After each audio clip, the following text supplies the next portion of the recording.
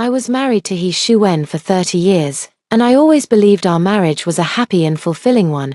I got along harmoniously with my in-laws, never once having a quarrel. Our daughter, though adopted, was sensible and filial. That was until He Shuwen's life was abruptly taken in a car accident. While sorting through his belongings, I discovered the diary he had kept locked in his desk drawer.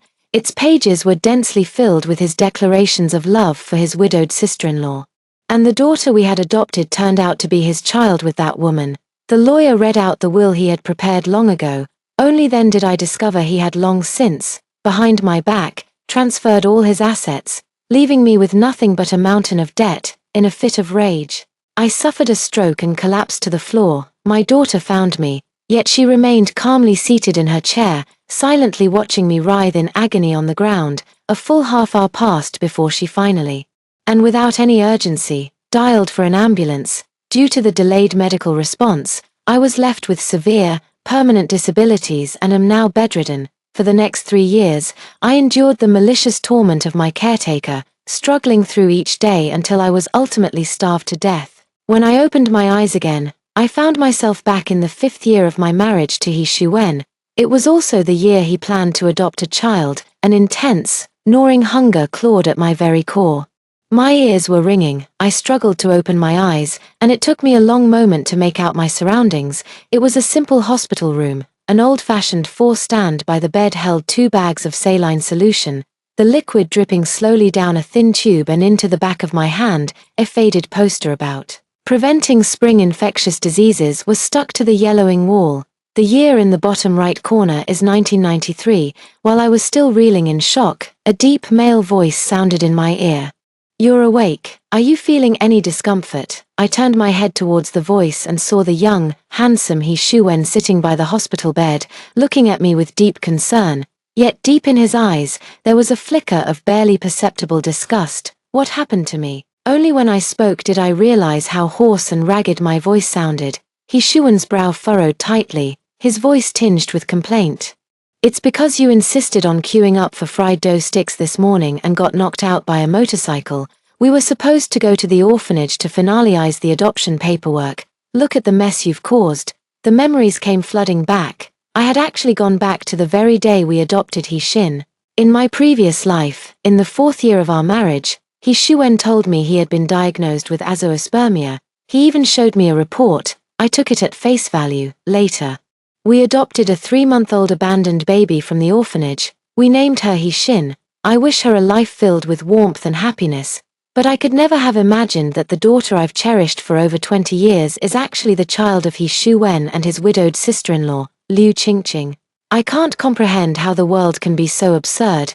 He Shuwen and I have known each other since childhood. You could say we were childhood sweethearts. Later, his father sent a matchmaker to propose, finalizing the marriage between him and me. After marriage, we led a simple and happy life. Although we didn't have children of our own, our adopted daughter was sweet and sensible. I also got along very well with my in-laws, and there was never any conflict between us. When Hashin was 7 months old, she was diagnosed with complex congenital heart disease due to breathing difficulties and recurrent respiratory infections.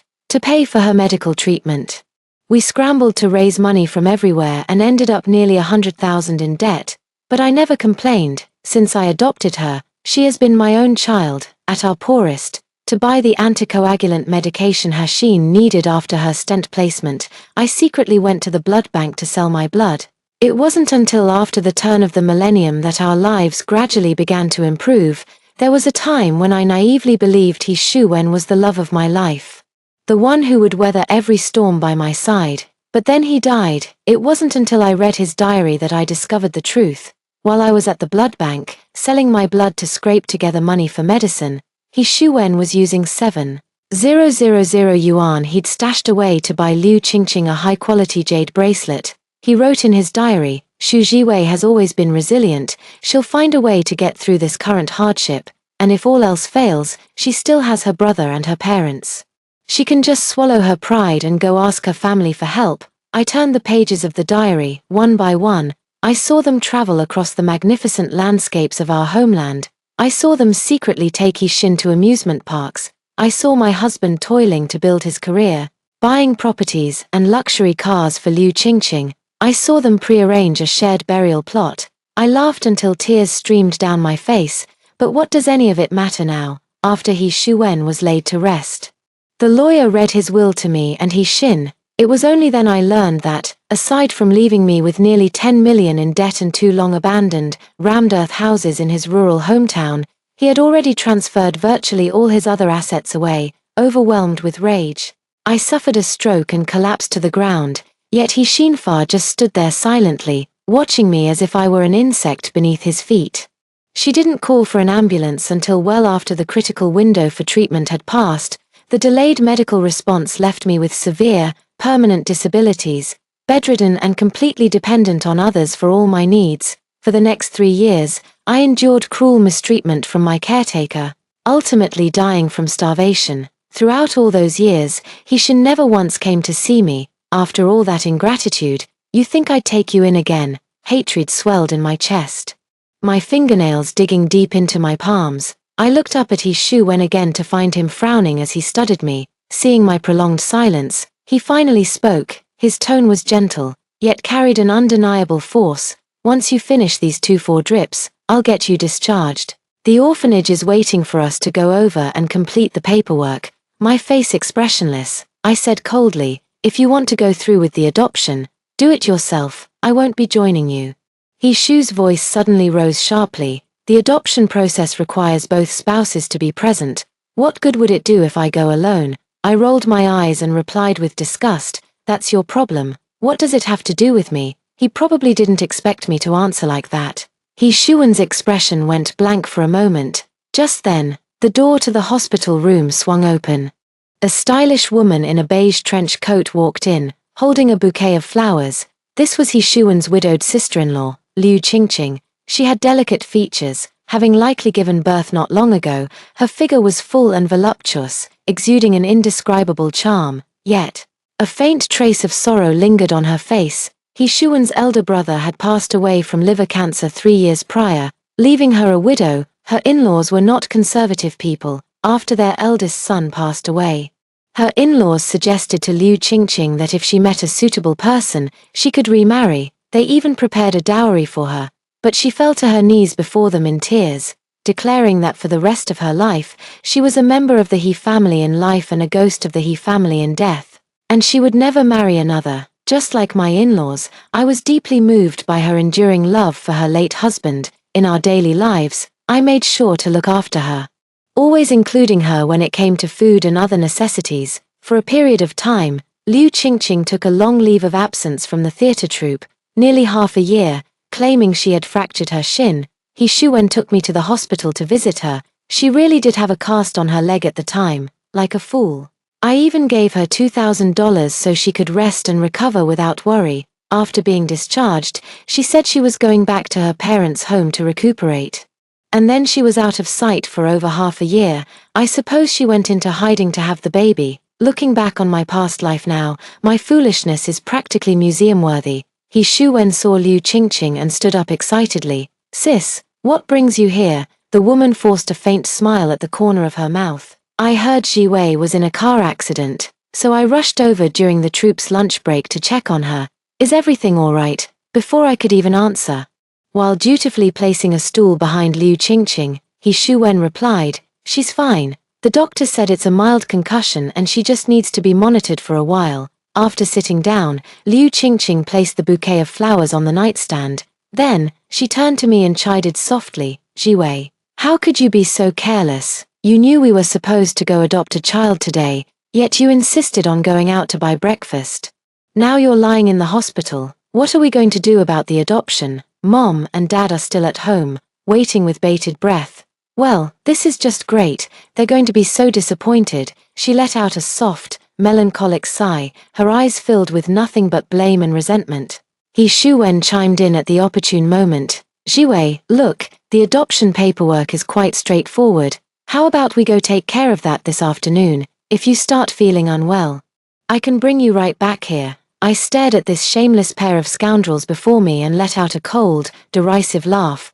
But for now, I wasn't ready to expose them. As the saying goes, catch a thief with the stolen goods, catch adulterers in the act. I wouldn't act recklessly, in my past life. Out of consideration for my in-laws who had lost their son in their old age, I had always longed for the child we were to adopt to finally come home.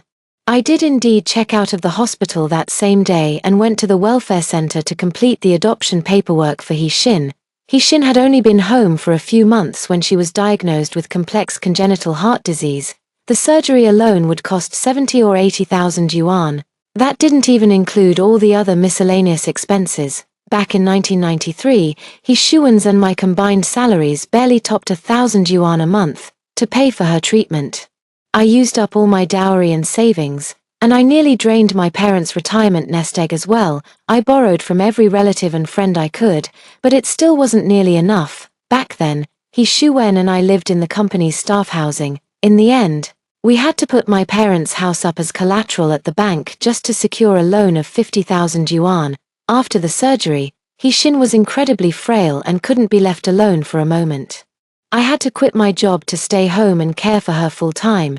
It wasn't until she started kindergarten that her health began to improve. After He-shin started school, with my parents' help, I opened a restaurant. I worked from dawn till dusk, all to earn a little extra money to pay off our debts. But while I was going through all this hardship for He-shin, what was her birth mother, Liu Qingqing, doing? She lived a glamorous life as an actress in a theater troupe. After work, she'd go dancing at the Lakeview Square. On weekends, she'd enjoy Western food and coffee with friends, and travel around during holidays. She lived with a bold, unapologetic freedom, genuine and carefree, never worrying about making ends meet. Her life was a dream utterly beyond my reach. The thought made my blood boil with rage. He-shuan reached out to feel my forehead and asked gently, "You've gone so pale all of a sudden. Are you feeling unwell? Should I call a doctor for you?"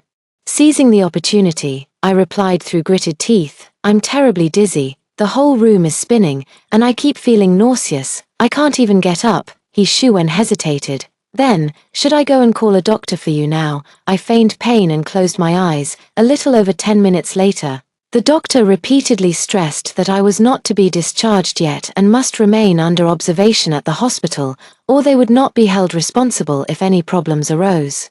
Liu Qingqing stared blankly in the direction the doctor had left, her eyes gradually welling up with tears. She stumbled out of the hospital room. He-shuan glanced at me, then looked in the direction the woman had gone, and finally, he went after her. I pulled out the 4-needle from my hand and quietly followed.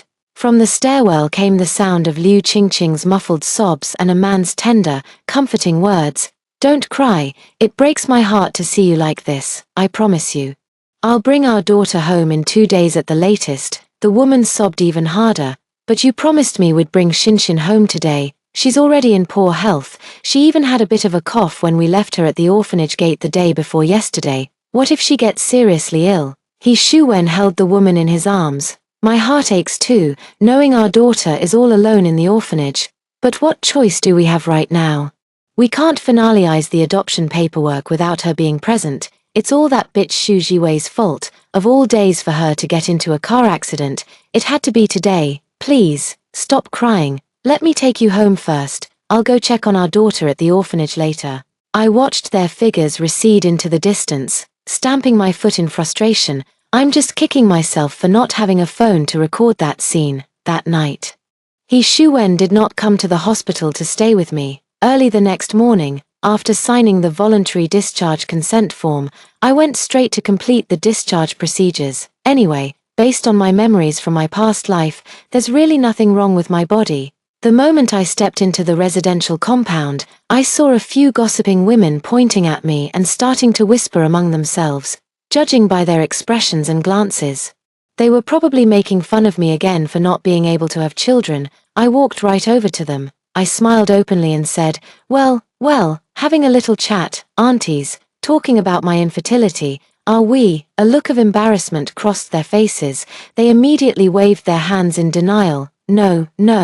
You must have misheard," I explained with a smile. "Actually, it's not that I can't have children. He-shuan has azoospermia. It's not my fault." The woman was stunned for a moment, then blurted out, "But I heard from Xiao He that you're infertile, that you were born that way. In the old days, what respectable family would dare marry a woman with your condition?" Another person chimed in, "That's right, I heard young master he passed away so young, without leaving any children.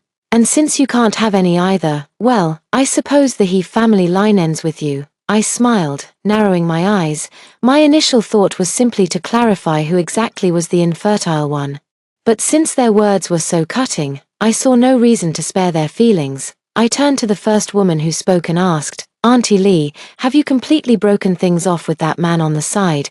Does Uncle Lee still hit you over it?" The woman's head snapped up, her eyes wide with disbelief. I pretended not to notice and addressed the woman in the middle. "Auntie Ju, I heard Lingling got pregnant at just 19 and wanted to marry her boyfriend, but his wife wouldn't agree to it.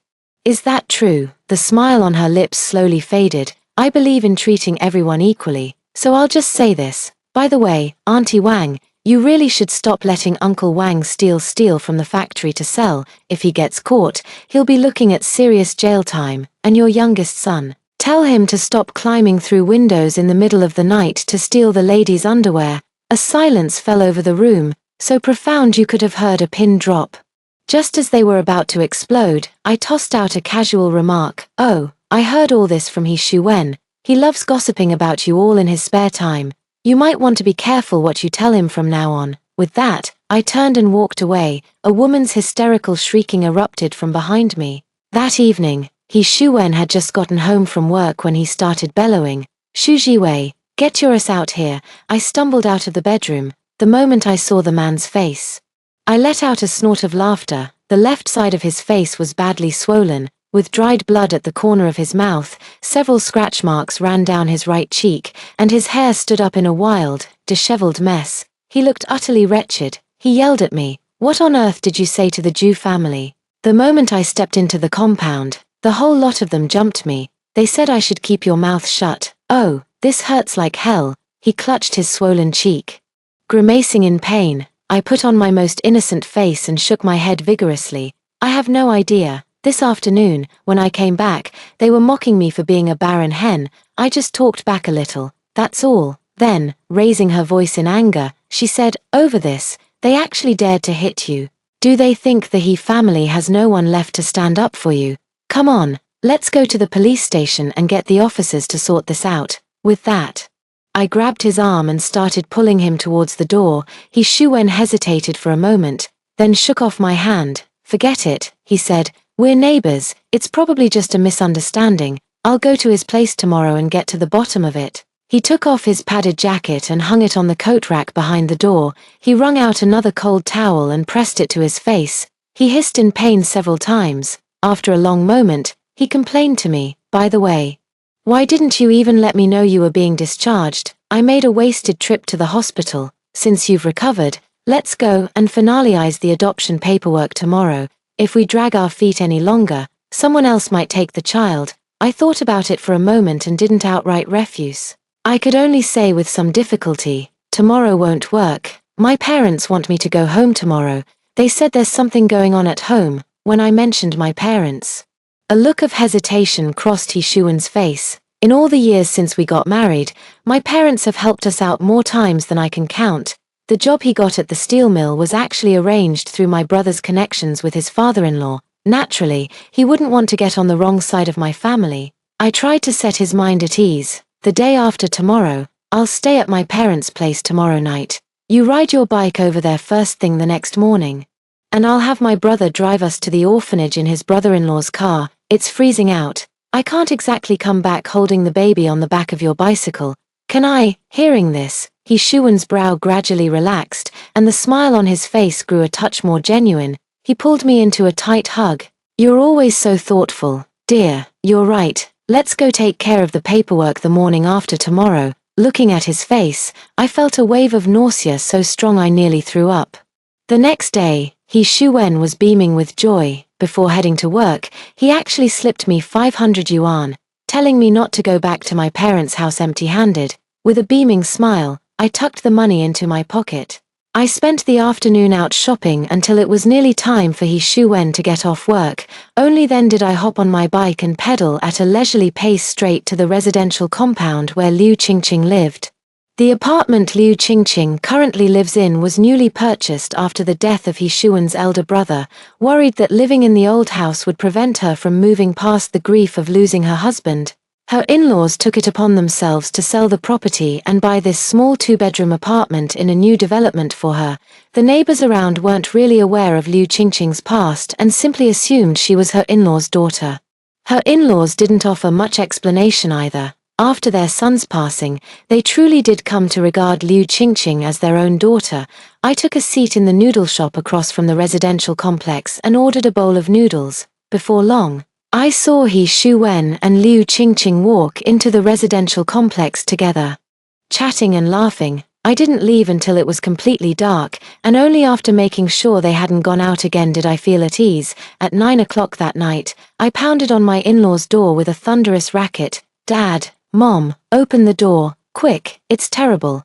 My sister-in-law has been harassed by some thugs. Sis, something terrible has happened, open the door, quick." My in-laws lived in an old-style tube-shaped apartment building, where the neighbors were packed in right next to each other. Hearing my frantic pounding on the door, the neighbors threw on their clothes and came out, urgently asking me what was wrong. I put on a tearful, dramatic performance, pouring my heart out. Apparently, a few local thugs who were fans of my sister-in-law's theater troupe saw how beautiful she was and actually followed her all the way into the residential compound.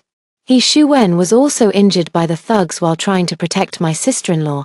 I only managed to slip away in the midst of the chaos. Everyone living here are longtime neighbors of my in-laws.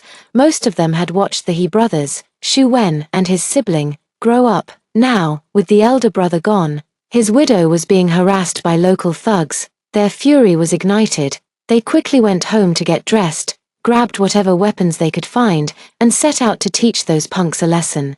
A group of over a dozen men rode their bicycles, arriving in a formidable procession outside Liu Qingqing's house. From inside the room, the faint sound of a woman pleading could be heard. "No more, please, no more, I can't take it, I'm begging you, let me go." But the pleading sounded far too suggestive. Less like a victim of assault and more like playful banter. For a moment, everyone just looked at each other, unsure if they should barge in. My mother-in-law was the first to snap out of it. Her face flushed crimson as she tried to smooth things over. "There must be some misunderstanding," she said. "It's so late, perhaps everyone should just head home for now." But it was too late. With a thunderous bang, I kicked the front door wide open and shouted, "Sis, don't be afraid, I've brought help." Then, he shouted over his shoulder, "What are you all standing around for? Hurry up and follow me in to catch the pervert." A few minutes later, everyone stared in stunned silence as I sat astride He Shuwen, slapping the two figures hiding under the blanket with all my might. "He Shuwen, you goddamned bastard, you're worse than an animal. Our eldest brother's body isn't even cold yet, and you're already sleeping with his wife. Have you no shame? Have you no sense of morality? This is incest. You're worse than animals. How can our parents ever show their faces again? How can our elder brother rest in peace? I'll beat you two shameless dogs to death." The two of them didn't dare to fight back at all. Stark naked and trembling, they hid under the covers, shouting, "Stop, stop it right now." There's no way I'm stopping. I fought until my hands went numb and lost all feeling. In my past life, they treated me like a fool, keeping me in the dark for a lifetime. I slaved away for them. In the end, all I was left with were two collapsed mud brick houses and a mountain of debt. The room was full of neighbors, caught in a dilemma. Stepping in to break up the fight seemed just as bad as not stepping in. The commotion drew a crowd of onlookers from the Willow Green residential community as well. The room was packed with people. It was only then that my in-laws snapped out of their stunned disbelief. They desperately tried to pull me off the bed, pleading, "Dear girl, we know you're furious. You've hit them. You've cursed them. Now, please come down, let them get dressed, and we'll handle the rest for you." Seeing I remained unmoved, relentlessly pounding my fists into their heads, my mother-in-law dropped to her knees with a thud before me. "Jiwei, I'm begging you as your mother. Please, come down first, let them put their clothes on." "All right." I glanced around out of the corner of my eye, seeing the room full of people. I knew their sordid affair could no longer be hidden. All the strength drained from my body, I slid right off the bed and crumpled to the floor. Burying my face in my hands as I sobbed, I just had to cover my face. I was afraid my laughter would be too obvious. All the unnecessary people in the room were asked to leave. The old woman apologized repeatedly to her longtime neighbors. After seeing them downstairs, she locked the door from the inside. She helped me up from the floor and guided me to sit on a chair in the living room. I still had my face buried in my hands, sobbing silently.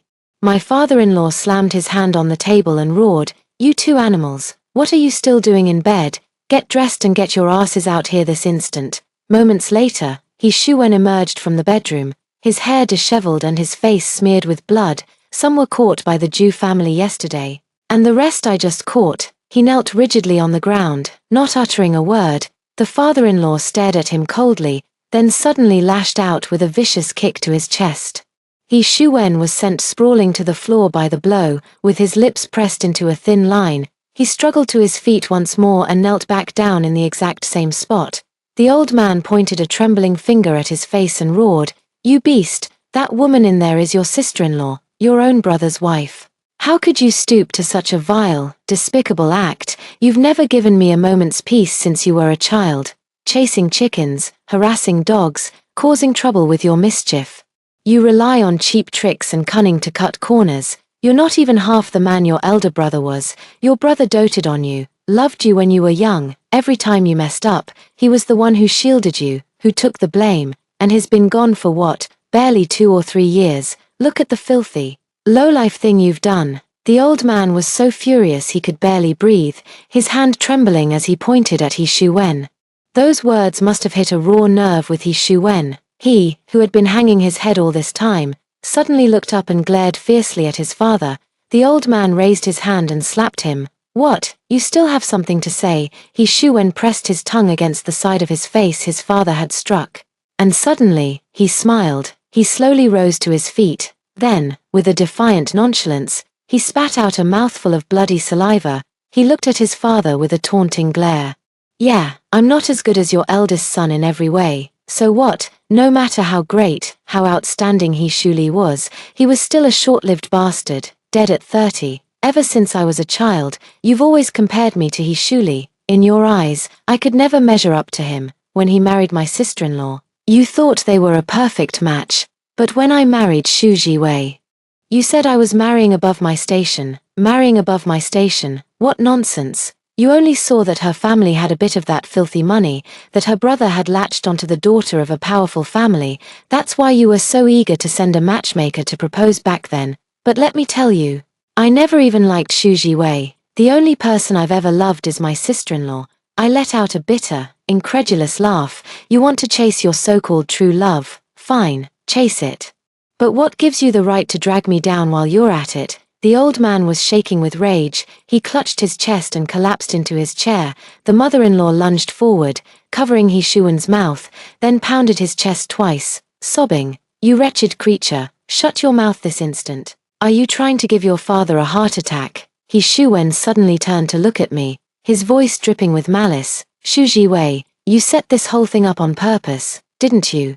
I feigned ignorance, putting on an innocent face. "Are you saying I deliberately lured you to your sister-in-law's place, deliberately arranged for you to strip naked and get into her bed, deliberately orchestrated you two being tangled up together, giggling and flirting shamelessly? Enough!" Shu-wen cut me off. Furious beyond words, he roughly swept his disheveled hair back, struggling to contain his fury. "Since the truth is out in the open now, there's no point hiding Ching-Ching and me any longer. Shu Jiwei, I want a divorce. Get out. I never want to see you again." He didn't wait for my reply. He then turned to his parents, enunciating each word clearly. "After the divorce, I will marry Ching-Ching and bring her home. Whether you agree or not makes no difference. If you agree, I'll still be your son. If you don't, then you can consider me as dead as my older brother. Now, I want all of you to leave." I fell silent.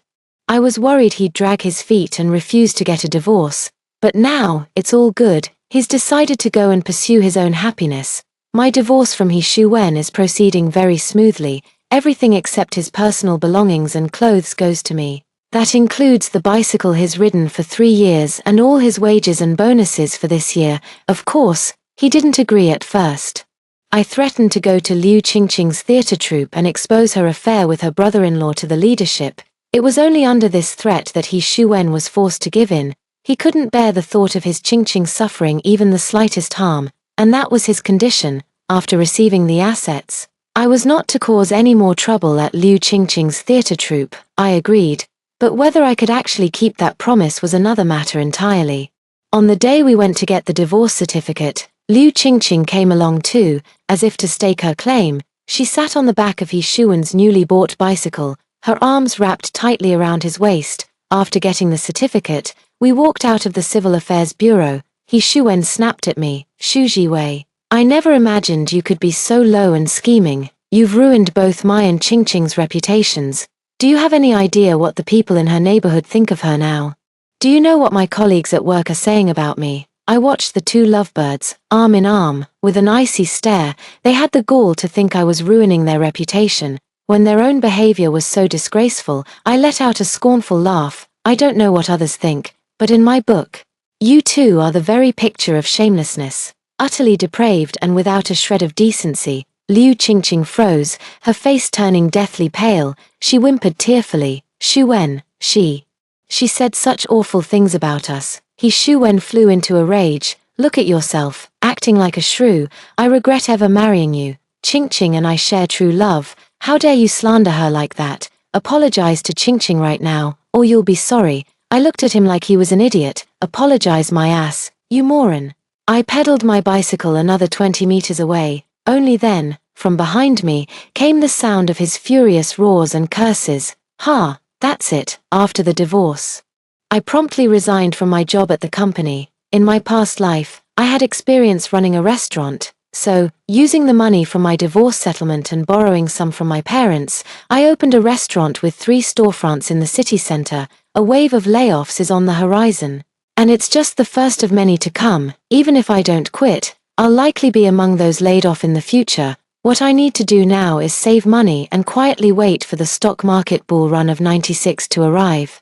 Because I remember exactly which stocks were the most profitable, I had assumed that after our divorce, He Shuwen would marry Liu Qingqing as soon as possible and adopt He Xin from the orphanage. But he didn't. Instead, he dragged it out for 2 or 3 months. One rainy day, I happened to come across Mrs. He, who had fallen on the street. After taking her to the clinic, she held my hand and started talking, and that's when I finally learned the whole story, after the affair was exposed.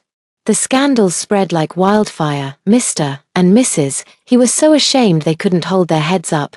They moved straight back to their old home in the countryside. Shortly after returning to the village, Mr. He fell ill. His mother came to the city this time to sell the old house they used to live in. He Shuwen had gone back to see his parents, hoping they would move back to the city so they could help him take care of He Xin, but his father didn't even open the gate to the courtyard. When He Shuwen and I divorced, he essentially left with nothing. Wages at the steel mill weren't paid monthly, sometimes it was every 3 months, sometimes half a year, so he was perpetually short on cash. As for Liu Qingqing, her salary was largely spent on pursuing a certain quality of life, being a stage actress. Her profession naturally made her all the more conscious of her appearance. The couple had no spare money to raise a child, nor could they afford a nanny. So the matter of adopting a child just kept getting postponed. When I found out that Liu Qingqing and He Shuwen weren't even married yet, I started to get quietly anxious. How could this be? True love should be sealed tight. So, as soon as I got home, I immediately wrote an anonymous report and mailed it to the troupe where Liu Qingqing works. I reported her for forging medical documents to fraudulently claim wages, causing financial harm to the organization. Furthermore, she interfered in another person's marriage, had an illegitimate child, severely damaged the marital relationship, and violated basic moral principles. Only by destroying her career would she be forced to throw herself completely into He Shuwen's arms. As for He Shuwen, I won't be touching his job for now. After all, what if he gets laid off and Liu Qingqing doesn't want to be with him anymore? My restaurant has only been open for about 6 months, and business is already booming. These days, state-run restaurants still make up the majority in the city, but the attitude of the service staff is, for the most part, less than ideal. I train my staff with a service-first approach, always smiling, genuinely warm, and never overcharging customers. If a guest orders too much, we thoughtfully remind them to avoid waste, and after the meal, we serve a complimentary plate of seasonal fruit. We're seeing more and more repeat customers, and our reputation keeps getting better. In the sweltering heat of July, I went to the city hospital for a checkup because I kept feeling short of breath and tightness in my chest. Unexpectedly, in the hospital corridor, I ran into He Shu-wen holding He Shin. He was sitting on a bench, his gaze vacant and his face pale. It had only been a little over half a year since I last saw him, but he had aged terribly. His hair was a mess, and he had a scruffy beard. It's true, whoever takes care of the kids ends up looking older. As I walked out of the consultation room, I heard a commotion coming from the one next door. "Doctor, please, I'm begging you to save my daughter. I simply can't scrape together enough money to go to a big city for treatment. You're so skilled, please. You must have a way. I've heard from others that you're an expert in treating heart conditions. You must have a solution. Please, save my child." I looked around, but I couldn't see Liu Qingqing anywhere. The doctor's voice was laced with anger. "What do you think you're doing, kneeling here like that? If I could save your child, do you think I'd just stand by and do nothing? I've told you, your daughter's condition is far too complex. We can't handle it here. No one in this hospital can perform that kind of surgery. You need to go to Beijing or Shanghai. Get up, now, don't hold up the other patients." From outside the door, I watched as He Shu-wen's back slowly slumped, until he finally collapsed and sat on the floor. I understand exactly how he feels right now, because in my past life, I was exactly where he stands now. But in this life, whether that baby girl lives or dies is none of my concern. I turned to leave. "Shu Jiwei." The man behind me suddenly called out to stop me. Staggering forward with the child in his arms, he came up to me and said, "Shu Jiwei, could you lend me 80,000 yuan?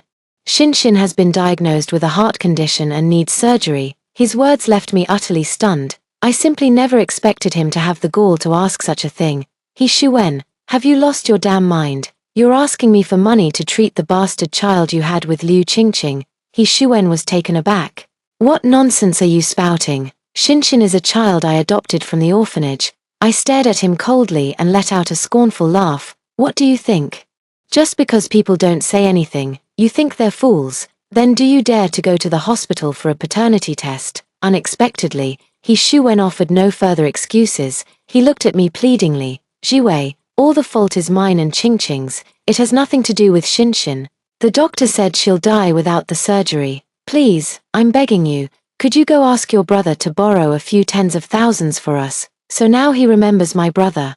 I looked at the desperation and despair written all over his face and curled my lips into a cold sneer. "Weren't you the one who looked down on my brother for marrying into a powerful and wealthy family? How do you have the nerve to ask them for money now? This hypocrisy of yours is utterly disgusting." He Shu-wen opened his mouth, about to say something. I cut him off directly. "I don't have the nerve to go ask my brother. Why don't you go ask him for the loan yourself and see if he's willing to lend it to you?" With that, I turned and walked away. Ever since my brother found out about his affair, he's been itching for a chance to teach him a lesson. If he dares to borrow from them, he'll probably learn firsthand why the roses are so red. I heard He Shu-wen has been so worried about raising money for his daughter's surgery that he can't eat or sleep. I knew this was my perfect chance to kick him while he was down. Just as I was preparing to write a letter to He Shu-wen's workplace, reporting him for abusing his power for personal gain, then, news suddenly broke that He Shu-wen had been arrested for embezzling public funds. Anxious for details, I asked around everywhere until I finally learned the specific reason for his arrest. The forbidden affair between He Shu-wen and his elder brother's wife had become the talk of the steel mill, but since I, the wronged party, never made a scene about it, the mill's leadership simply turned a blind eye. His name was quietly removed from the list of candidates for promotion to manager. Later, after Liu Qingqing was expelled from the theater troupe, she simply moved into the steel mill's residential compound where He Shu-wen lived, while everyone gossiped about it. They were a divorced man and a widow. Even though he was her brother-in-law, people couldn't find much fault with their situation. After getting married, they adopted a baby girl with a heart condition from the welfare home. Ever since bringing the child home, the couple argued constantly. Big fights every few days, small squabbles in between. Gradually, Liu Qingqing rarely came home to pay for the child's medical treatment. He Shu-wen borrowed money from every colleague he could, but no one was exactly flush with cash. As the saying goes, give a man a fish and you feed him for a day. Teach a man to fish and you feed him for a lifetime. As time went on, no one would lend him money anymore. Just as Shu Wen was at his wit's end over his daughter's surgery expenses, a factory payment of over 70,000 yuan landed in his hands. In the end, after much internal struggle, he used the money to pay for his daughter's surgery. Just 1 month after Shu Wen embezzled public funds, the company's finance department discovered the discrepancy and reported it to the police. Shu Wen was taken away by the police for questioning, however. Because he has a daughter in frail health who requires care, and with the child's mother not present, the police granted him bail pending further investigation. The steel mill's legal department instructed Shu Wen to return the 70,000 yuan within 1 month, after which they would not pursue legal action, but the money had already been used for Shin's surgery, and Shu Wen simply couldn't repay it. In the end, it was his father and mother who scraped together every penny they could, combined with the money from selling their house earlier, to repay the debt to the work unit on their son's behalf. Following this incident, Shu Wen was, of course, fired. The housing unit he lived in, provided by the steel mill for employees' families, was also taken back, with no other choice. He had to take Shin back to the countryside. As for Liu Qingqing, it was as if she had vanished from the city overnight. No one knew where she had gone. Time flew by, and several years passed in the blink of an eye. With the money I earned from running a restaurant and trading stocks, I bought 2 apartments in the capital. I also opened a restaurant in the capital. I handed over the original restaurant to my cousin to manage, and I take a 20% cut of the profits each year. In the following years, I was busy opening new locations and investing in property. Once my savings grew, I gradually started to slow down my work pace. Later, through a friend's introduction, I also embarked on a new relationship. His name is Dao Heng, and he's a researcher in organic chemistry. He's also been married before. However, the circumstances of his divorce were different from the situation between me and Shu Wen. There was no infidelity or betrayal. They simply had different outlooks on life.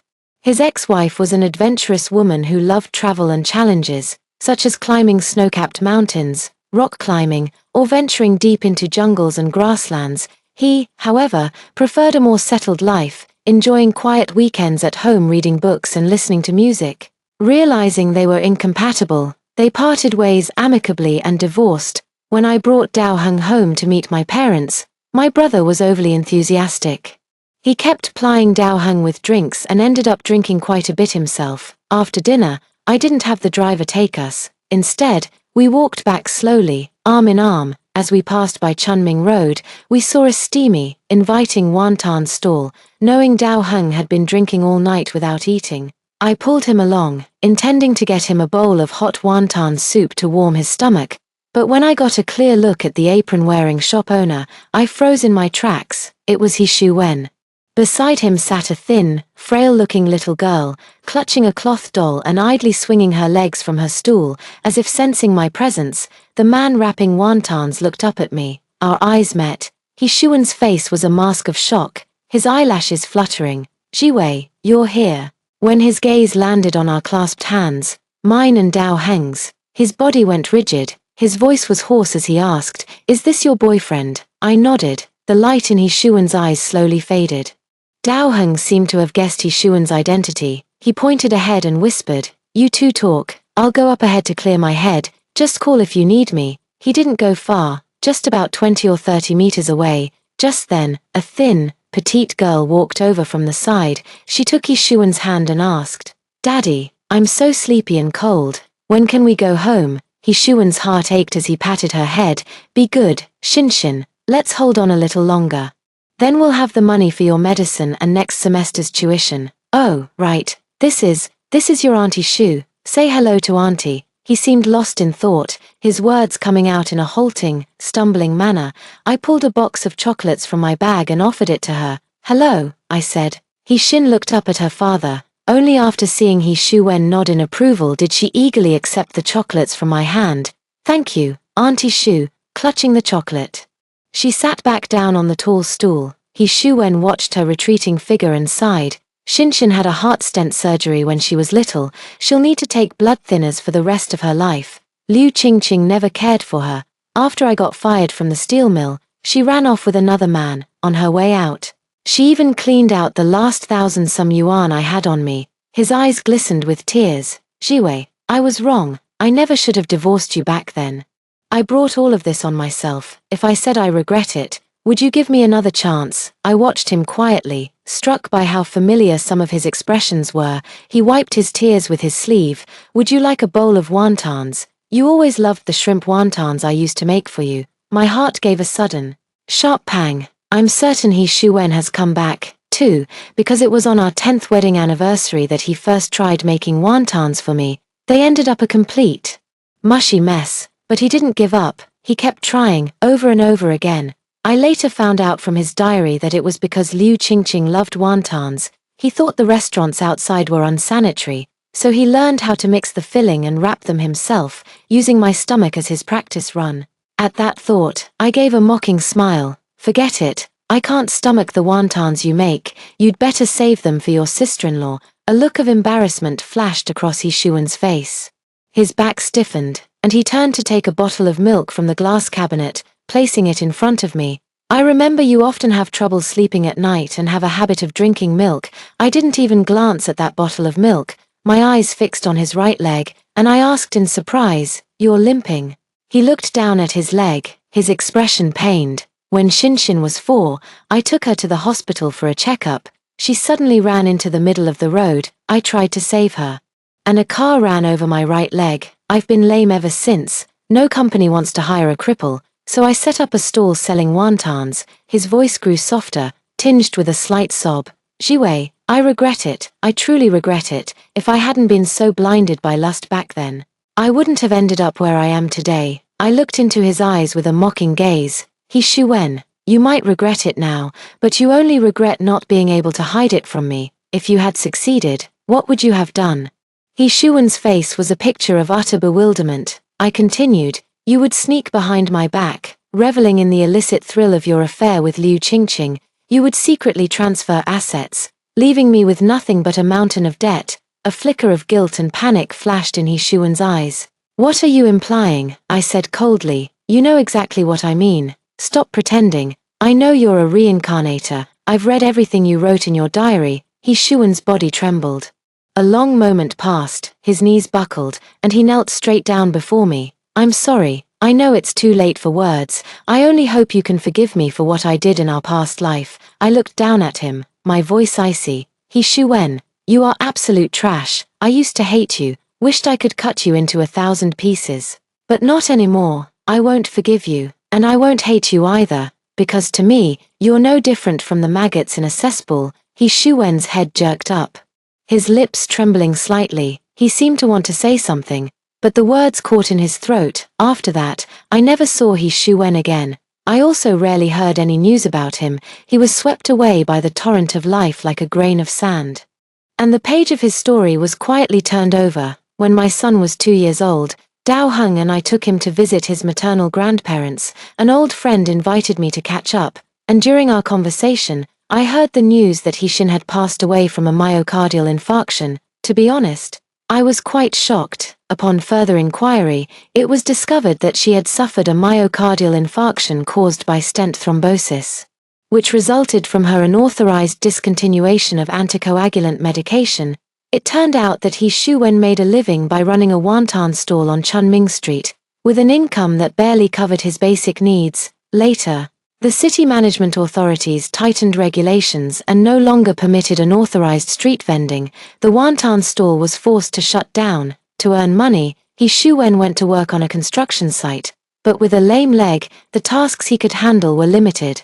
He Shin's heart ached for her father, thinking she could save him a little trouble. So, just after turning 12, she secretly stopped taking her anticoagulant medication. After He Shin passed away, He Shuwen remained in a state of near madness. He was always boasting that his daughter was a top student from a prestigious 985 university, and that he himself was a billionaire CEO. At He Shin's funeral, Liu Qingqing showed up, leading a boy of about 5 or 6 by the hand. The boy was chubby and sturdy, clearly well cared for. A stark contrast to He Shin's frail appearance in life. The boy whined that the funeral was no fun at all, pestering his mother to take him to an amusement park and for KFC. Liu Qingqing held him, offering comfort. after we bury your sister, Mommy will take you to the amusement park and for some KFC. Upon hearing this, He Shuan's eyes turned bloodshot. With a furious roar, he grabbed Liu Qingqing by the hair, dragged her to He Xin's coffin, and slammed her head against it with brutal force, again and again. The sound was a series of heavy, sickening thuds. It was as if a death knell had tolled for He Xin. A full half-hour passed before she finally, and unhurriedly, dialed for an ambulance. A friend remarked that the last few years of He Shuan's life could fill a book. It was all so melodramatic and theatrical. I forced a smile, but no laughter came. Fate has a way of turning on a dime. A single choice can alter the course of a lifetime. They chose their own path and fulfilled their destiny, and so, I set out on my own journey. May our paths never cross again in this vast, uncertain world. Story 2. When I opened my eyes again, I was holding a bunch of bright red roses in my hand, and I was shyly handing them to Jiyu Chen. The people watching the fun next to me winked. The rich lady is proposing to you. Accept it quickly. Jiyu Chen will be the son-in-law of the Meng family in the future. In the midst of jokes, Jiyu Chen's eyes were red with anger. He flipped the table. He also stepped hard on my roses. It was not until my whole face was pressed into the cake that I was extremely sure I was reborn. Meng Sui Sui. What else do you have besides money? Don't think that you can do whatever you want to me just because you helped Zhenzhen. I have promised to stay away from Zhenzhen. What else do you want? Jiyu Chen asked harshly, as if I really insulted him. I fell in love with Jiyu Chen at first sight and pursued him hard since I entered school, bringing him breakfast made by myself, getting up at 6 in the morning to reserve a seat, taking over his group assignments. These were all the first times in my life, and I gave them all to him without reservation. But Jiyu Chen was not happy. He said he had someone he liked, who was outside the school. I was sad, but I didn't want to be a mistress, so I stayed away quietly, until last month. Jiyu Chen suddenly said he was willing to be with me, on the condition that I gave him 1 million and arranged for my brother, a surgeon, to perform surgery on Bai Yueguang's sister. He raised his hand and swore that he would definitely pay back the money, and since I helped him, he would be mine from now on. Without any hesitation, I liked Jiyu Chen like crazy, naively thought this was a destined idol drama, so I readily agreed to this absurd deal, after getting 1 million. I also begged my brother to perform surgery on his Bai Yueguang's sister, but in the eyes of outsiders, I was a despicable person who used money to force him to be with me. Some people said that I was so rich, if I really liked Jiyu Chen, this 1 million would be given, and I didn't need to pay it back. Some people also said that I was just vicious and wanted to break up the couple who were destined to be lovers, in my last life. I felt guilty and doubted whether I had really broken up Jiyu Chen and Qin Zhenzhen. Now that I think about it, they just took advantage of me. My shoulder was hit hard, and Qin Zhenzhen appeared out of nowhere, holding a tissue and wiping the cake crumbs off Jiyu Chen's hands with a distressed look on her face. Jiyu Chen was just like a wolfhound with mad hair, but now his whole aura has softened. He is really in Cao's camp, but his heart is with Han. Qin Zhenzhen stared at me. Meng Sui Sui. Don't go too far. We will pay back the 1 million sooner or later. You are not allowed to insult Jiyu Chen like this. I laughed in anger. Booking a whole hotel for Jiyu Chen's birthday is an insult. Qin Zhenzhen's sister next to her also began to blackmail her morally. Meng Sui Sui. Love is selfless dedication.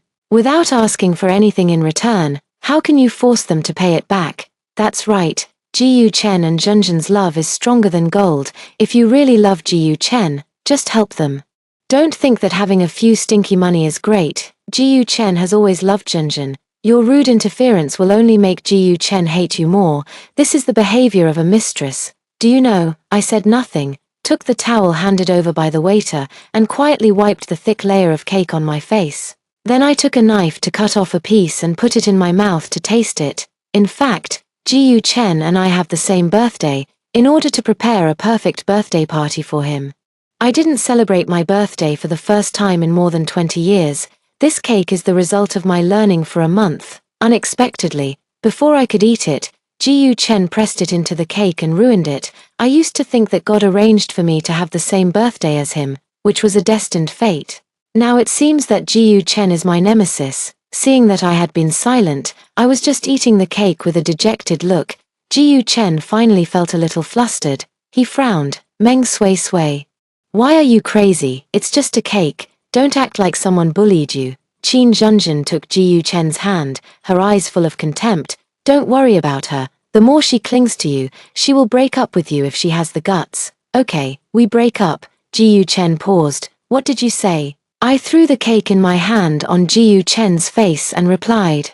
I said, we broke up. Don't you understand what I'm saying? Qin Zhenzhen, who was closest to Ji Yuchen, exclaimed in the face of the cake attack. Meng Sui Sui, what's wrong with you? You can't bear to leave Ji Yuchen. Ji Yuchen also looked frosty. Playing hard to get doesn't work on me. Your approach will only make me hate you more and more. I crossed my arms and sneered, get out, or I'll find someone to beat you out. This was the first time I said such harsh words to them. I like Ji Yuchen. So I speak softly and never dare to speak loudly, let alone sneer like today. I treat Qin Zhenzhen even more carefully, for fear that if I annoy her, Ji Yuchen will be unhappy. Despite this, Ji Yuchen did not change his opinion of me, and even joined Qin Zhenzhen to kill me personally, even if it is a dog. After more than 20 years of hard work, it should be raised well. Qin Zhenzhen had never suffered such grievances in front of me, and immediately leaned on Ji Yuchen's arms and cried aggrievedly.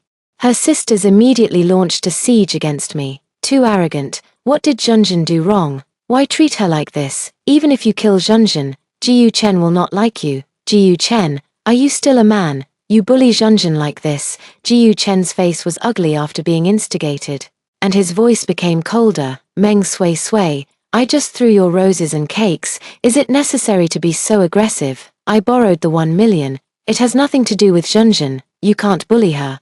If it were any other time, he would frown, and I would not dare to continue. But now, what does it have to do with me? I looked at Ji Yuchen with sarcasm. Okay, 1 million. How are you going to pay it back? 3 years, 5 years, or 10 years?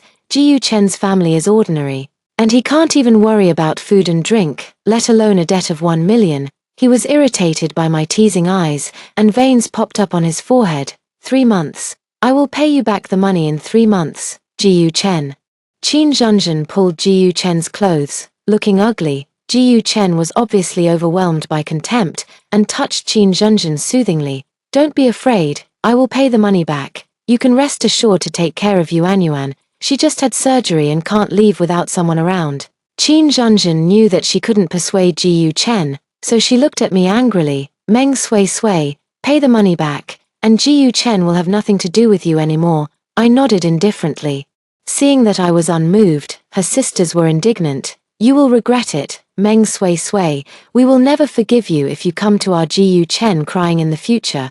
Other onlookers also whispered, TSK, she's pretending again. How could she bear to part with Ji Yuchen? It's obvious that she wants to threaten him with money. How can she pay back 1 million in 3 months? She wants to lock Ji Yuchen in. What a vicious person. You still say that you are relying on your family's money.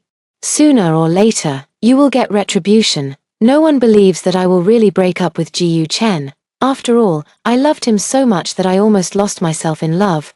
Ji Yuchen left with Qin Zhenzhen and others. The remaining onlookers also gradually dispersed. The huge hotel was decorated with lights and colors, but it was lonely to talk in vain. My best friend Jiang Shui touched my shoulder. Don't you want to chase him? I smiled. We broke up. What's the point of chasing him? Jiang Shui thought of my past and said helplessly, if you really want to, you can do it. For him, you didn't even celebrate your birthday, and lied to your brother that the hotel was for your party. Sui Sui, I think you should go and exorcise the evil spirits. I don't know what's so good about that Ji Yuchen. I don't like Ji Yuchen anymore, I said seriously, but Jiang Shui didn't believe it. Who can be fooled by such nonsense? Qin Zhenzhen dropped out of school. And you begged your father to send her back to school to continue studying for Ji Yuchen's happiness. And your brother, a dignified cardiac surgeon, was originally studying abroad, but because of you, he came back to do surgery for free. What about you? Look at your hands, the dark circles under your eyes. And your haggard look. I almost don't recognize you. I listened to Jiang Shui's every word and suddenly realized that I had paid so much for him. But Ji Yuchen never remembers and always only wants to take. I exhaled heavily and met Jiang Shui's expression of disappointment. Don't worry, I will never like Ji Yuchen again. Maybe I was too abnormal. Jiang Shui opened her mouth wide and closed it tightly. Sister, Give up your boyfriend tonight and accompany you well, so that you won't cry too much. I smiled speechlessly. That night, Jiang Shui and I drank a lot of wine together. I vented the pain and hatred that had accumulated in my heart for a lifetime. I hugged Jiang Shui and cried and laughed. Jiang Shui scolded me for being crazy and going crazy witut Ji Yuchen. I shook my head, raised my glass to her and said, "Congratulations on my new life." Jiang Shui and I laughed and joked all the way to the dormitory building. Suddenly, I saw Ji Yuchen and Qin Zhenzhen not far away. Qin Zhenzhen cried softly. Ji Yuchen looked distressed and kept wiping her tears. Finally, the two hugged and kissed tightly. Jiang Shui covered my eyes, afraid that I would be angry. I just raised the corners of my mouth slightly, and my heart was calm. After class the next day, I asked Jiang Shui to help me clean up the dormitory. My family is in the local area, and I also bought a house near the school. But in order to make it easier to pursue Ji Yuchen, I chose to live on campus. But there is no need to endure the hardship now.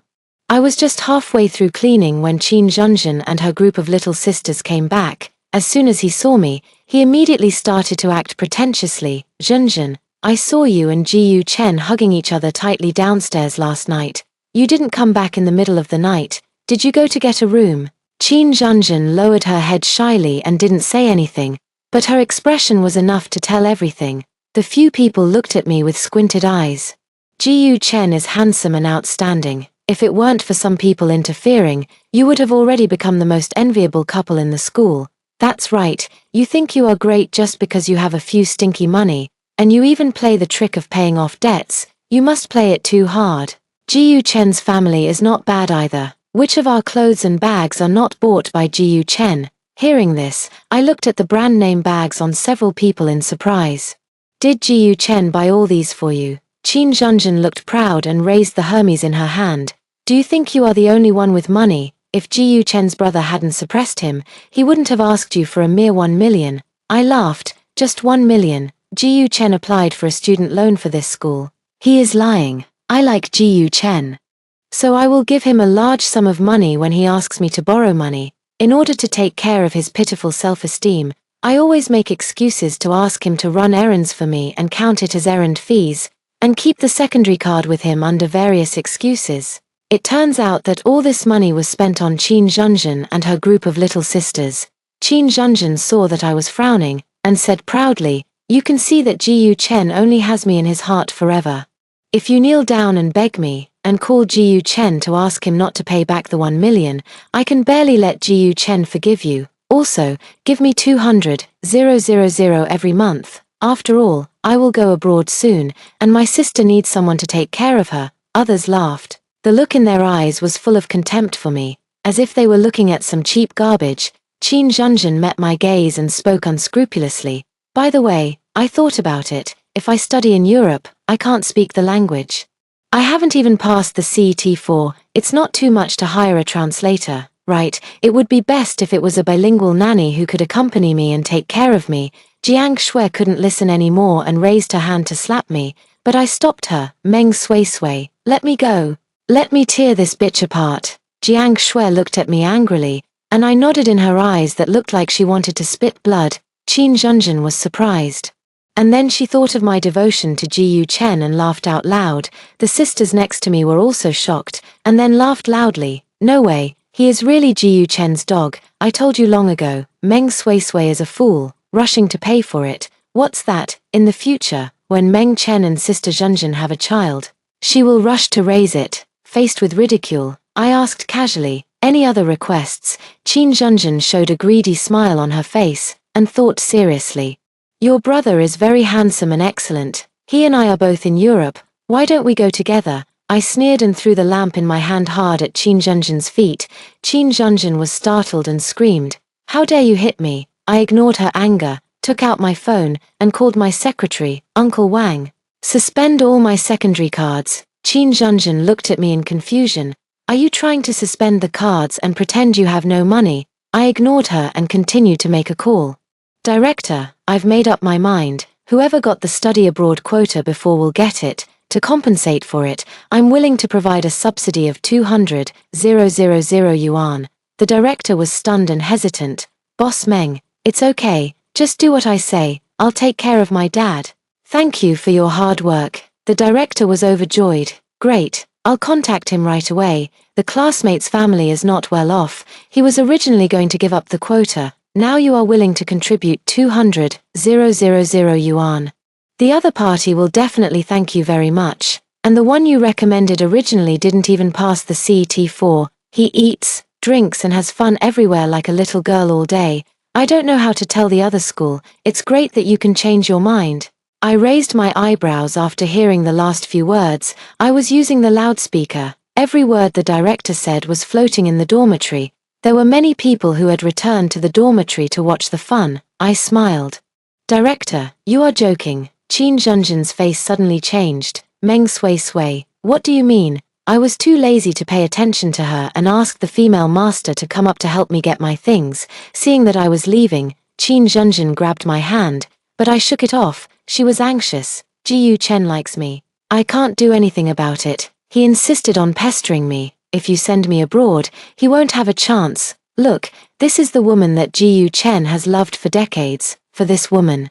He didn't hesitate to kill me with his own hands. Seeing that I always ignored her, Qin Zhenzhen finally got angry. Meng Sui, are you sick? You don't have the ability to tie a man down. Why do you take your anger out on others? This time I smashed a vase under her feet. Qin Zhenzhen was frightened.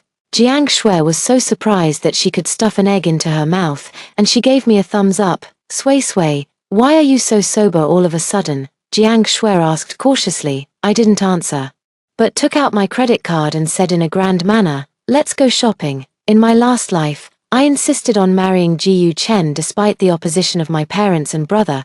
My parents were so angry that they stopped my card in order to prove my love for Jiyu Chen. I gave up my life as a young lady and started working to earn money.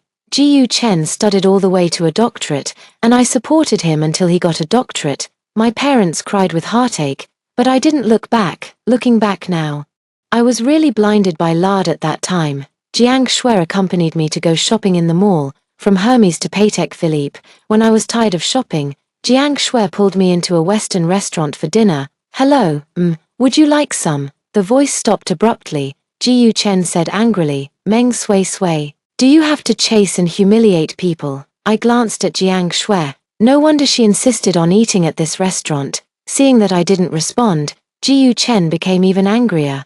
You chased me to my workplace. Aren't you annoying? It's not 3 months yet. Get out of my workplace now. I was speechless. I just wanted to have a meal. Jiyu Chen snorted. You are full of lies. Why did you choose to come here when there are so many restaurants? I've only been here for 1 day and you know why you sent someone to follow me. No, I'm going to call the police. And Zhenzhen's study abroad. Why did you cancel it? It seems that Qin Zhenzhen has already told him about what happened yesterday. I'm too lazy to talk to this psychopath anymore. I really don't know why I fell in love with him in the first place. Just as I was about to leave, Qin Zhenzhen led her sisters and swaggered into the Western restaurant not far away. After seeing me, she snorted at me with her nose turned up. Qin Zhenzhen stepped forward and took Jiyu Chen's hand, saying tenderly, did she follow you again? It's all my fault.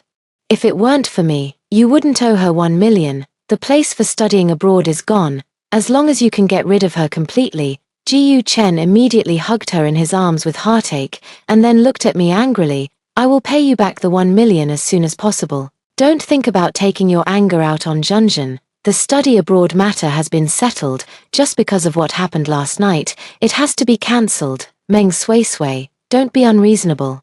The school is not opened by your family. Many customers were already looking over here. They looked pitiful, hugging each other tightly, making me look like a hateful mistress. The study abroad quota was not hers in the first place. Why are you making trouble with me?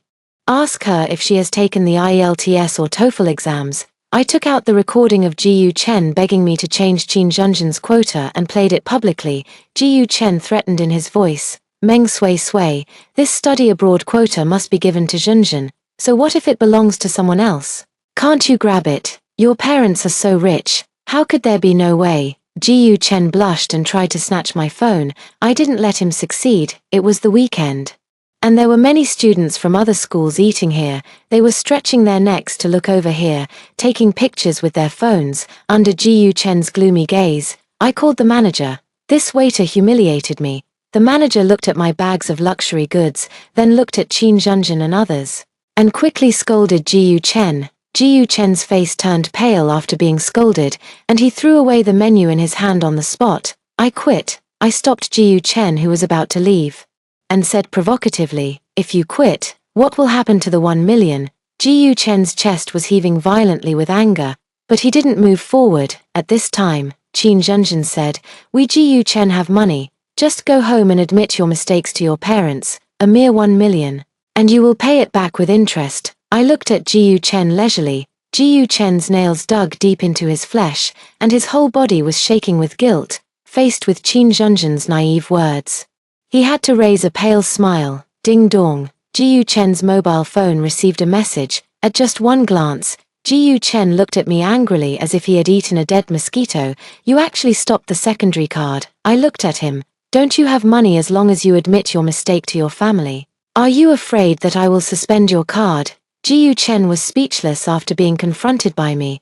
Qin Zhenzhen took Ji Yuchen's hand, glanced at the luxury goods under my feet, and shook the things in her hand in front of Ji Yuchen. "Meng Sui Sui, stop being arrogant. Ji Yuchen has money. This bag was just bought with Ji Yuchen's card." Other sisters showed their shopping bags one after another. All of them were big brands.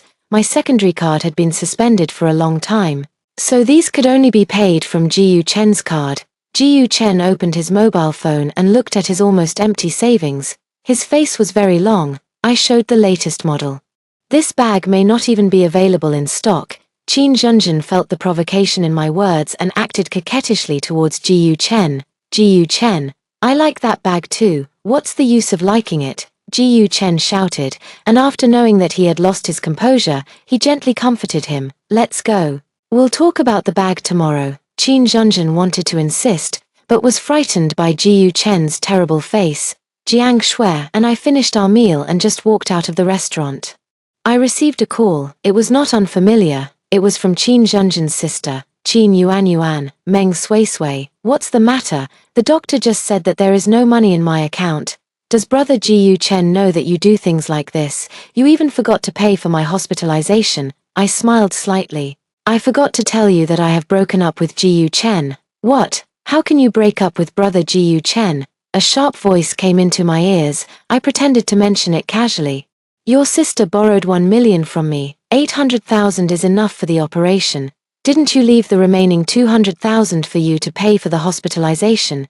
Qin Yuan didn't continue talking. In the previous life, Qin Zhenzhen said that she was raising money for her sister, but she actually took the money to pretend to be a rich lady. This Qin Yuan is not someone to be trifled with. There will be a good show soon. During this period, Ji Yuchen called me several times again, and I pretended not to see it. Jiang Shui said carefully, "Sui Sui, have you really let go of Ji Yuchen?" I nodded. "I had a dream. I dreamed that Ji Yuchen was a bastard white-eyed wolf. No matter how I covered him, he couldn't get warm. I gave up." Recalling the hateful look in Ji Yuchen's eyes before his death in the previous life, my heart ached. I gave without regrets, but in return I was killed by him. Fortunately, I have been reborn and everything can start over again. Jiang Shui saw that I was in a bad mood and dragged me to the bar. I didn't return to the community until the early morning. At the door of my house, I saw Ji Yuchen. As soon as he saw me, Ji Yuchen pointed at me angrily. "You have money to go out and spend money. Why can't you pay Yuan's hospital bills?" Meng Sui Sui, as a woman, how can you be so shameless and vicious? That's a living life. Ji Yuchen looked heartbroken. But I laughed out of anger. "Ji Yuchen, if you are sick, go and get treatment. We have broken up a long time ago." Ji Yuchen was stunned, with a moment of confusion in his eyes, because I never thought that I, who was devoted to him, would actually take that breakup seriously. After all, I always wronged myself in the past in exchange for him to look at me. I didn't want to say anything, and raised my foot to go in with Jiang Shui. Ji Yuchen chased after him, and Jiang Shui got angry and raised her hand to slap Ji Yuchen. "Are you still a man? Sui Sui has already said breakup. Do you understand what people say? As noble as Ji Yuchen is, how could he bear such an insult?" He actually raised his hand to hit Jiang Shui. I was furious, pushed his arm away, and slapped him. "If you dare to do it again, I will call the police." Ji Chen looked at my anger and didn't look fake, and withdrew his hand angrily. I don't know when Qin Zhenzhen came out. She pulled Ji Chen and looked at me with resentment. Meng Sui Sui, don't you just hate me being with Ji Chen? Okay, I agree to your conditions. Let's go abroad, even if I'm unfamiliar with the place and the people, even if my CET4 is not good enough to communicate. As long as you don't continue to torture Ji Chen, I can never come back. Jiang Shui and I were stunned. We came to the same conclusion. Psychopath. Faced with Qin Zhenzhen's pretended righteousness, Ji Chen was moved to tears. Zhenzhen, you don't have to be like this. I will never bow to her even if I die. I'll find a way to pay for your sister's hospitalization, even if it means taking out a loan to sell the house. I will help you. The two hugged each other tightly. I found it funny. In my last life, I was cheated of 100,000 by a fraudulent company, and he only left me with a sentence that I deserved it, and now facing Qin Zhenzhen's lies, he is willing to take out a loan to sell the house. I was so cheap in my last life. Ji Chen wiped away his tears. Meng Sui Sui, don't regret it. My patience with them had reached its limit, so I called the security guard and drove them both out. I brought Ji Chen to this house before, and he could find it easily. I called my parents and agreed to go abroad. My parents were overjoyed and said yes again and again. I didn't go to school these days, but started to prepare to go abroad, until Jiang Shui called me. Sui Sui, look at the video I sent you. I turned on my phone. The first thing I saw was me throwing a vase at Qin Zhenzhen, the dormitory, the Western restaurant, and the video of Ji Chen making a scene at the door of my room. They were all maliciously edited, and only Jiang Shui and I slapped Ji Chen fiercely. Countless people commented below, it's great to be rich. I suggest that the 3 generations above be investigated strictly. They are so uncultured, and the money earned by their parents must not be clean. What's the difference between this behavior and a mistress, using the school's overseas quota as a bargaining chip? Whoever goes to the same school with these 2 ancestors will be unlucky. It's so funny. It seems that the school is owned by her family. Amniotic fluid is the watershed of life. I wish you a baby without dermatitis. How can there be such a disgusting person? The following is full of abuse. They first posted it on the school forum, and then incited students to forward it to the internet. Now we are famous, and many netizens are asking me to apologize. I don't dare to go out now. There are netizens everywhere shouting that they want to beat us up, Jiang Shui said with a guilty conscience. Also, I thought you were preparing to go abroad, so I went to find Qin Zhenzhen when it was first posted.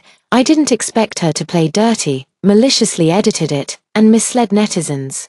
I finished watching the clarification video sent by Jiang Shui. In the camera, Qin Zhenzhen was crying, but pretending to be patient. I am here to clarify the incident of Meng Sui Sui and Jiang Shui beat people to force the emperor to take over.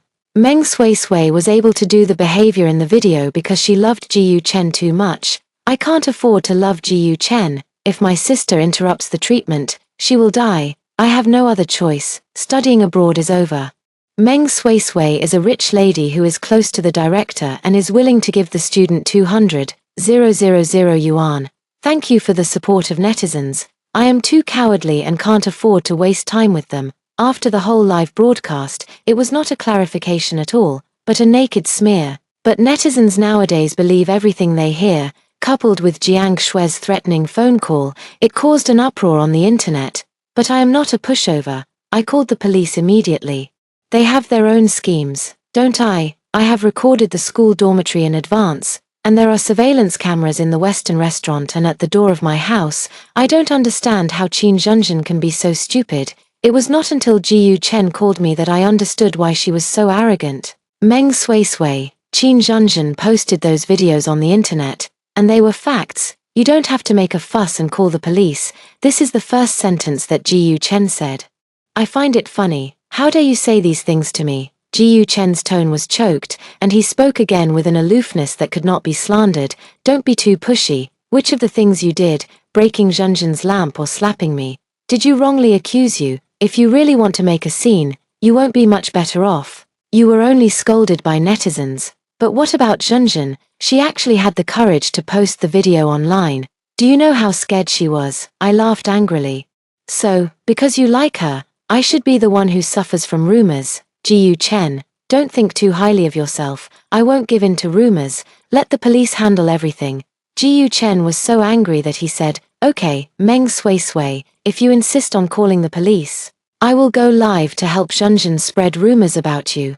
I sneered. I couldn't ask for more. I hung up the phone, looking at the audience in the live broadcast room, faced with this unexpected reversal. The comment area was dead silent, and then it exploded. "Knock, you cheated on my feelings." It turned out to be a story of Phoenix Man and Gold Digger. "Sister, 1 million. I will work like a cow for you." It's so disgusting, completely reversing right and wrong. Girl, don't be soft-hearted. Call the police no matter how much you love. When Ji Chen called, I started the live broadcast. While chatting, I uploaded the real surveillance. And Ji Chen's call just now confirmed the fact that Meng Sui maliciously edited it. In the evening, Qin Zhenzhen and Ji Chen came to the door. Qin Zhenzhen raised her hand and wanted to slap me. I pinched her wrist. "Meng Sui, quickly remove the video you sent out." Ji Chen also echoed. "You are so despicable. You actually started a live broadcast to plot against me. I didn't expect you to be such a person." I called the property management. But Qin Zhenzhen snatched the phone away and threw it heavily to the ground. "Don't you like Ji Chen? Why do you treat me like this?" I sneered. "You were the first to spread rumors about me, and I had already broken up with Ji Chen. So why didn't you understand, Qin Zhenzhen? Do you really want that place to go abroad? You made all this trouble because you think I don't like Ji Chen that much. So you started to force me to give you the place." Qin Zhenzhen paused and retorted loudly. "How is it possible? Don't try to sow discord, Ji Chen. Don't listen to him." I took out the photos of Qin Zhenzhen going in and out of various bars, and the 200,000 yuan that was less than her sister. "Ji Chen, Qin Zhenzhen has been using you. Do you think she likes you? No. She just uses you as an ATM machine." Qin Zhenzhen pretended to be innocent, but she actually went to various bars and did not return home until the early morning. Every time she gave Ji Chen an excuse, she was working. Qin Zhenzhen snatched Ji Chen's phone, and after seeing the photos, her whole body was trembling with fear, unrepentant quibbling. "Ji Chen, believe me, I have only you from beginning to end, and I have no bad relationship with anyone. This is a composite photo of Meng Sui. It has nothing to do with me." Ji Chen stared at the scantily clad woman in the photo and did not speak. In fact, he could distinguish between the composite and the real person, but he was still unwilling to believe it. "Then I can only help him again." I took out the flight information Qin Zhenzhen booked and the photos of the application materials for studying abroad in the agency and sent them to Ji Chen. The flight is set for the departure date of the school, and the materials are for personal application. Qin Zhenzhen made 2 preparations. The money was borrowed online with your ID card. It is recommended to check the amount. Jiang Shui was tricked by Qin Zhenzhen and swore revenge. She asked someone to follow Qin Zhenzhen, but she didn't expect to find a great secret. These photos were given to me by her. Ji Chen looked at the photos and carefully checked the information. Now Ji Chen had to believe it. His eyes were red and he looked at Qin Zhenzhen in disbelief.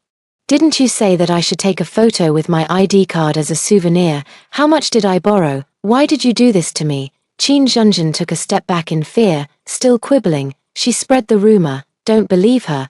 But now Ji Chen's face was scary. Qin Zhenzhen shrank and stammered, 1 million. Her eyes were blurred with tears, and she leaned against Ji Chen tenderly. Imagine that like before.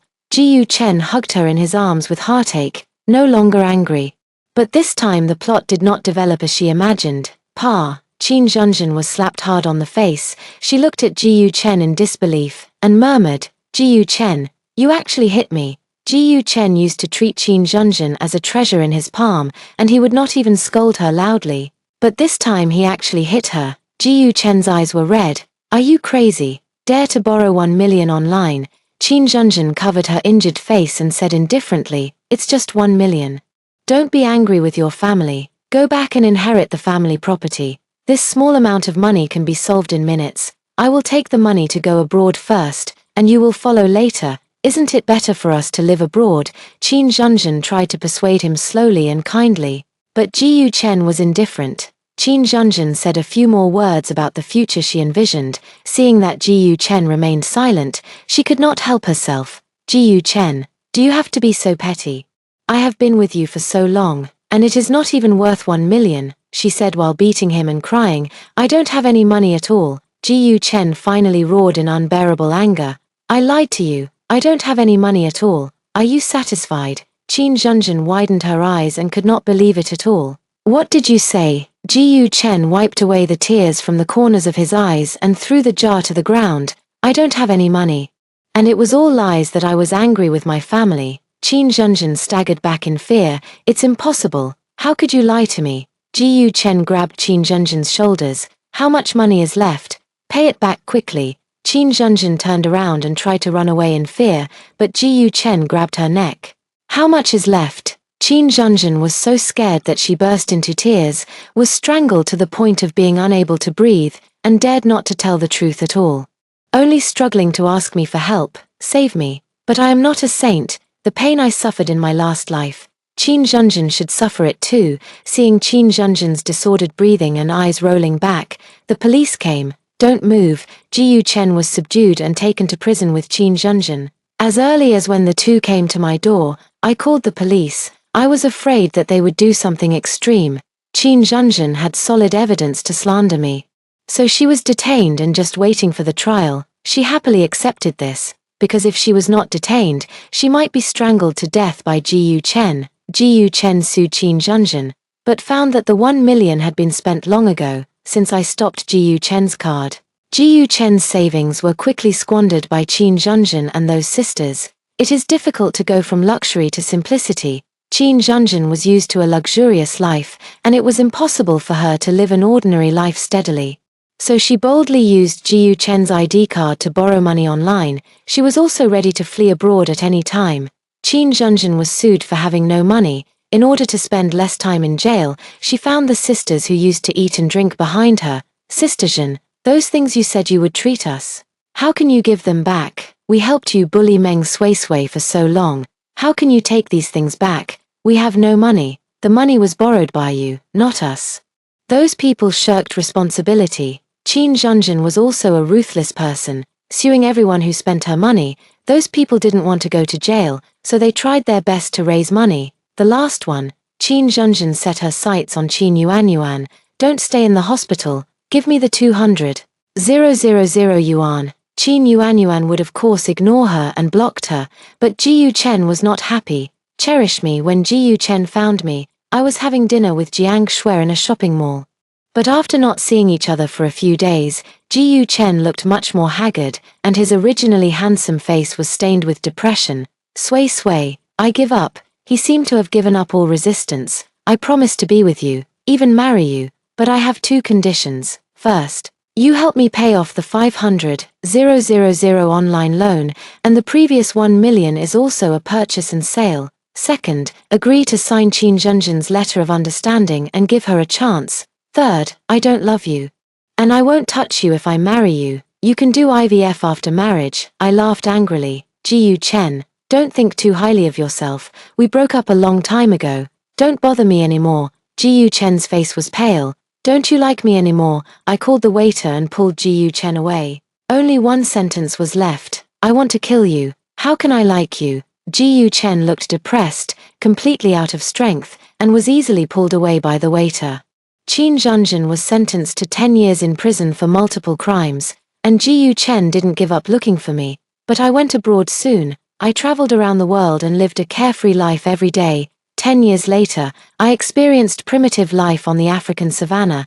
During the call with Jiang Shui, I learned that Ji Chen was oppressed by online loans and became a male model. In the end, he got a dirty disease because of his promiscuous life, seeing that he was tortured by illness.